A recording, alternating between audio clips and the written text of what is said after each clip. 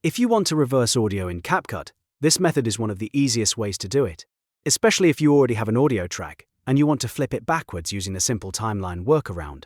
In this video, I'll walk you through the full process step by step, so you can reverse your audio cleanly and avoid getting stuck with trial and error. And if this tutorial helps you, make sure to hit the like button and subscribe for more CapCut tips just like this. Alright, let's jump right in. First, open CapCut and go to the Stock Materials tab.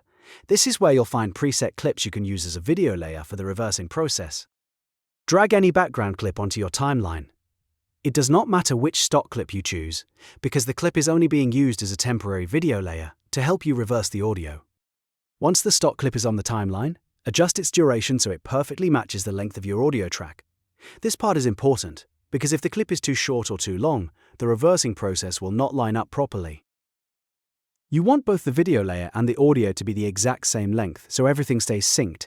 Now highlight both your audio and the stock clip on the timeline. You can do this by selecting both layers together. After that, right-click and choose Create Compound Clip. This step combines the audio and the background clip into one single compound layer, which makes it possible to reverse everything together inside CapCut. Once the compound clip is created, click on it to select it. Then look for the reverse icon in the toolbar. It usually looks like a small play arrow pointing backward. Click that reverse button, and CapCut will begin processing the clip. Depending on the length of your audio, this may take a few seconds, so give it a moment to finish. After processing is complete, right-click the compound clip again and select Extract Audio. This will separate the audio from the reversed clip, so you can keep only the reverse sound without the video layer attached. Now that the audio has been extracted, you can delete the video layer and leave only the reversed audio on your timeline. At this point, your audio is reversed and ready to use in your project. You can trim it, move it, or add effects just like any other audio file in CapCut. So that's the full process for how to reverse audio in CapCut.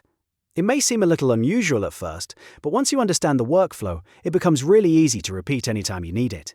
If this saved you time, don't forget to like this video, subscribe to the channel, and turn on notifications so you never miss the next CapCut tutorial. Thanks for watching, and I'll see you in the next one.